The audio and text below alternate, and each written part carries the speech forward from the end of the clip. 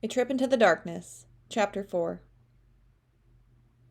Troy couldn't believe his luck when he and his fellow companions sat down at the little diner for breakfast that morning. It was supposed to be a business meeting of sorts, where they would discuss shipments, profits, and whatnot. He felt her before he saw her.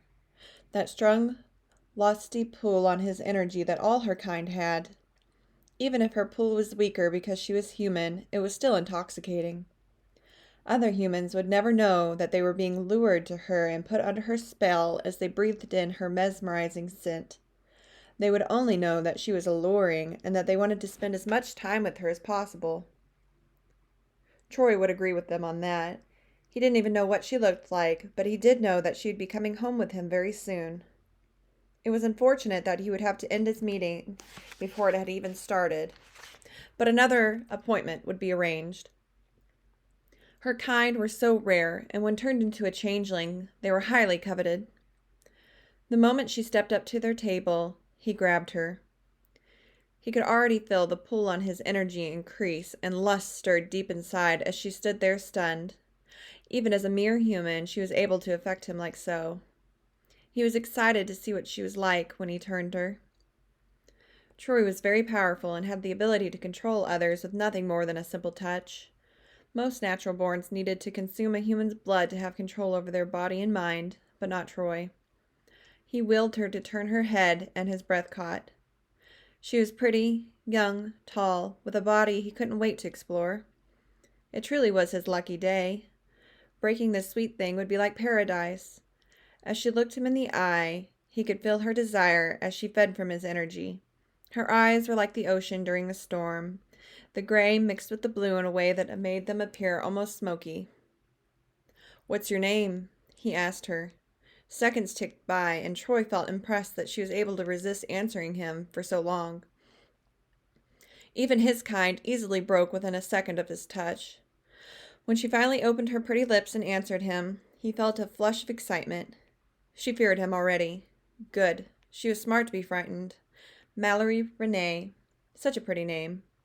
After another minute of holding on to her, he decided that he couldn't very well kidnap her in the middle of a busy restaurant. No, he had to let her go and retrieve her after she left. Releasing her, he informed her that he would see her later. He didn't expect her to make a run for the door that same instant, yet she did. She was wasting no time trying to escape him.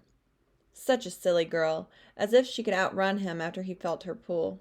He would follow that pull to the end of the world if he had to. She was his, and she would learn that lesson very soon.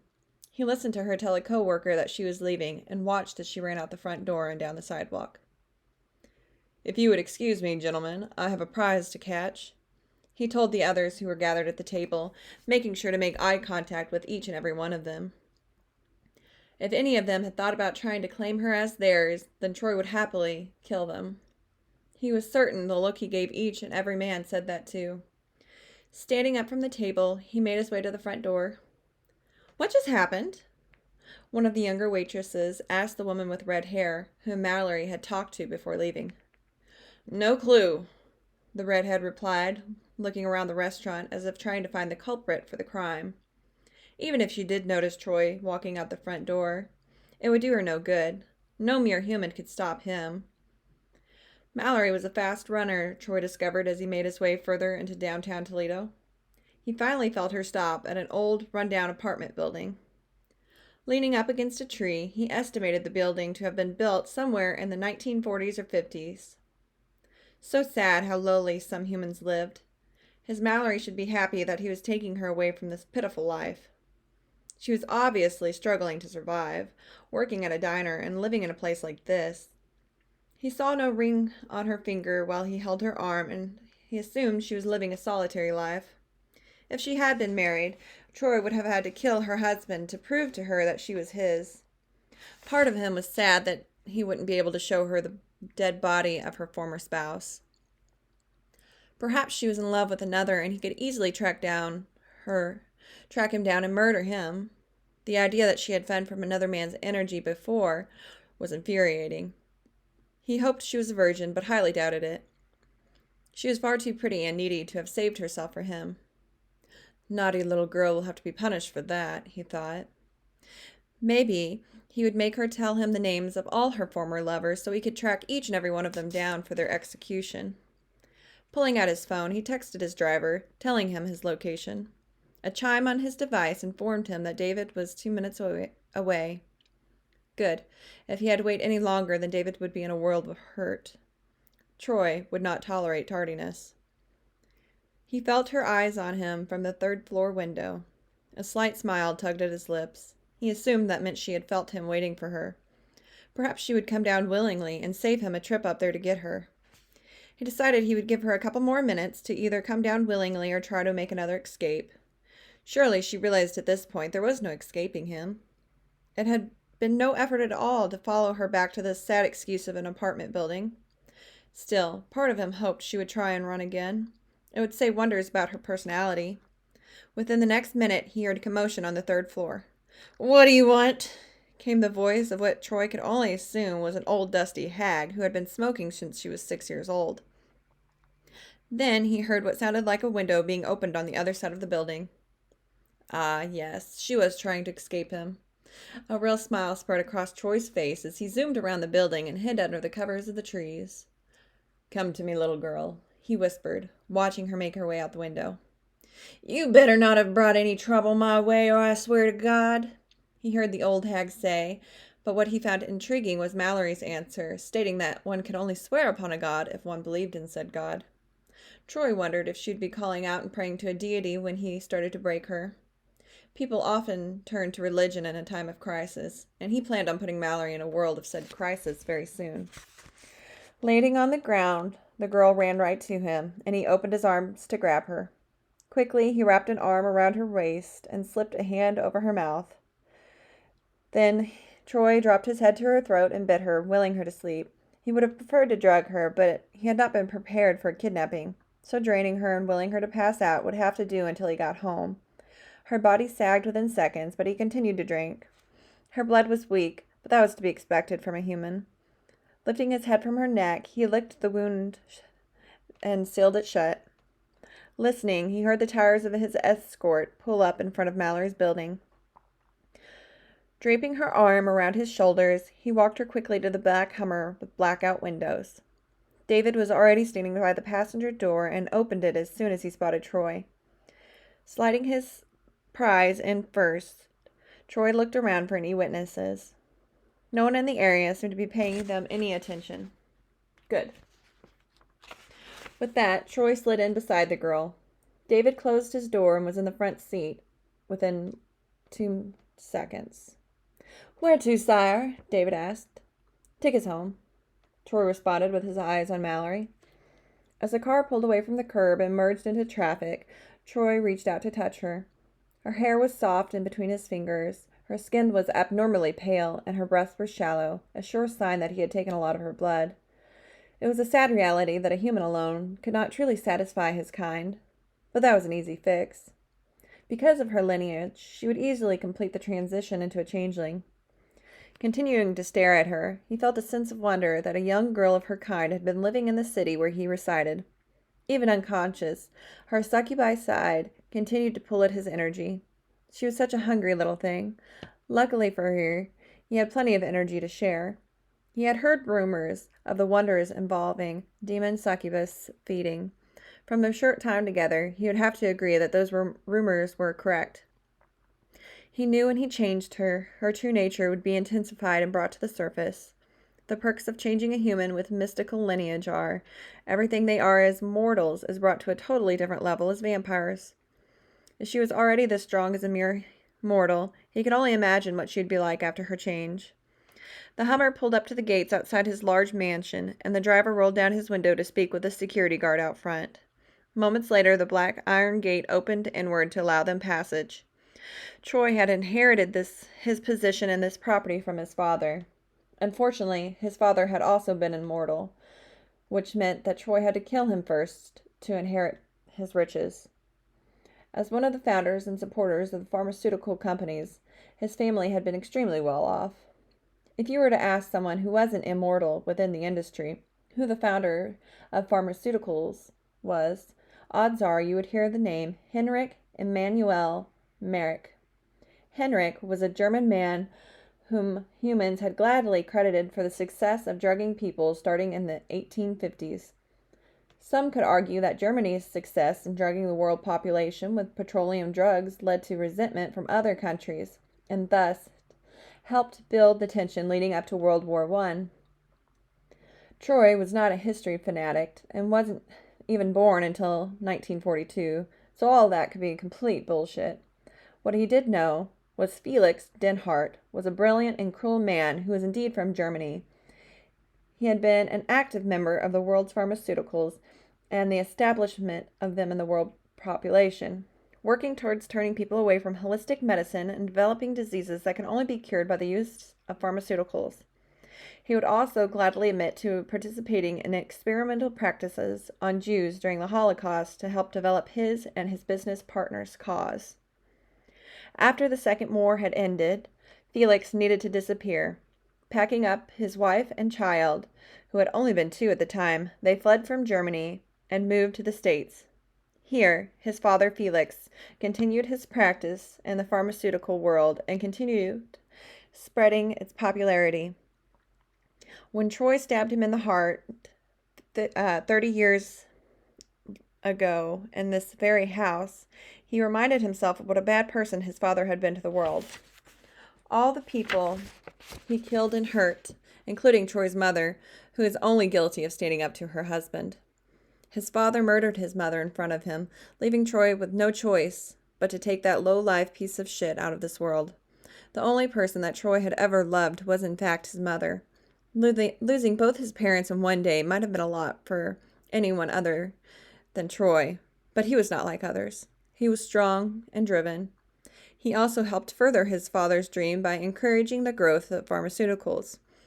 He had business partners in pretty much every country you could think of. The money he received daily was astronomical. Humans needed their synthetic drugs almost as badly as he needed blood. Thus, he would continue to make sure these lowly humans received their daily dosage while he continued to do whatever the hell pleased him.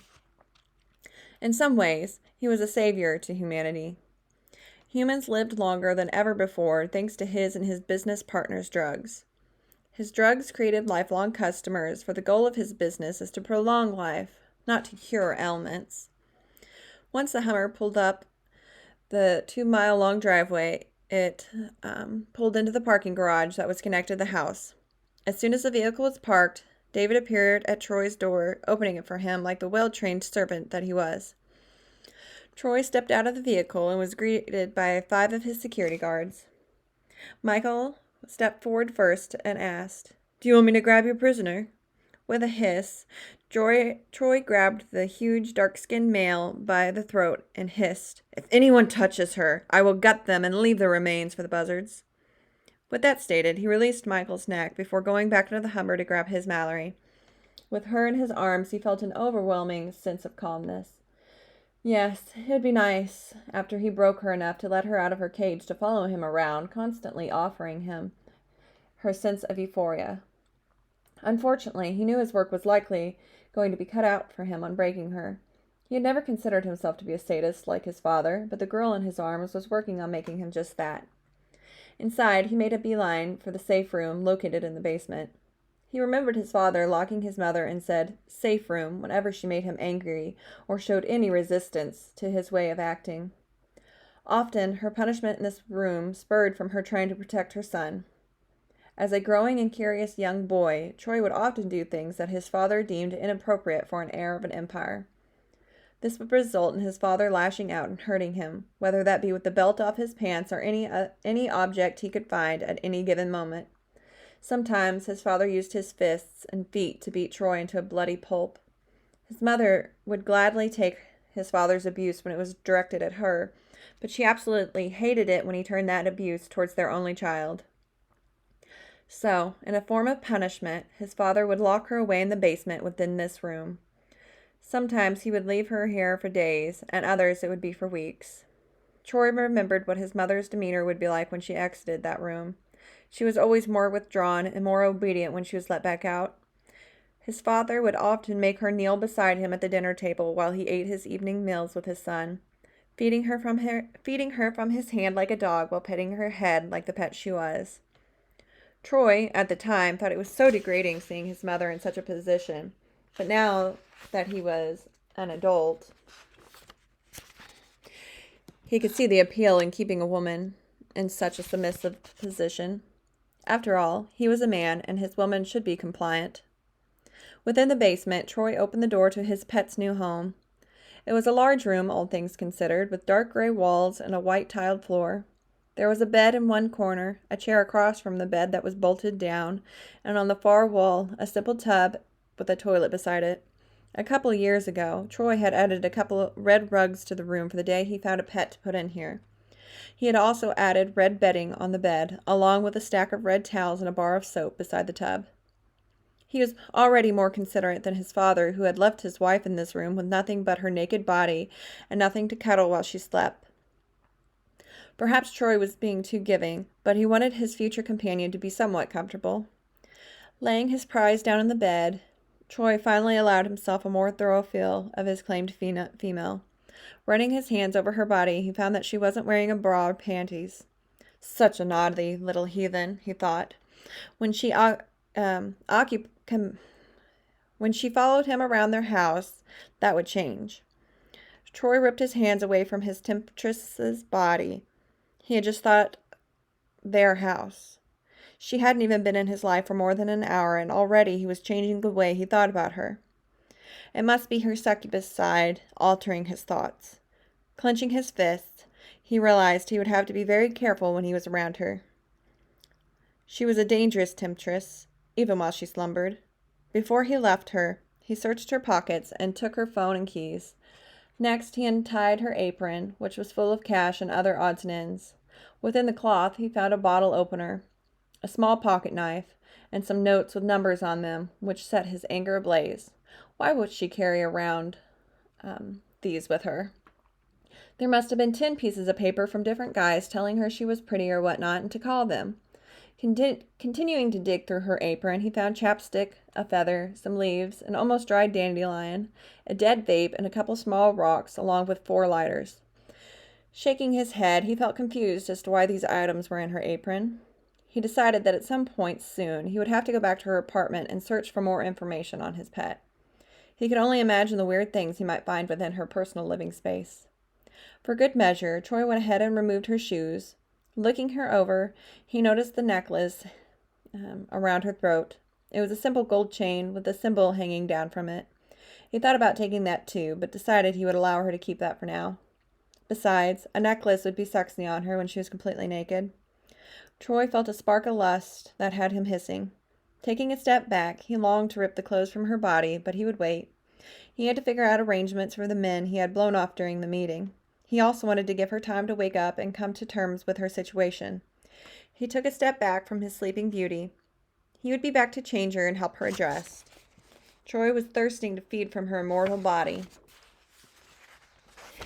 and was looking forward to seeing if she had any real spark. He also wanted to find her something more suitable to wear. Already, he was better than his father. At least he would allow her the dignity of some modesty. Oh yes, he would be back soon, but for now he would leave his prize to slumber and come to her own conclusions when she woke up.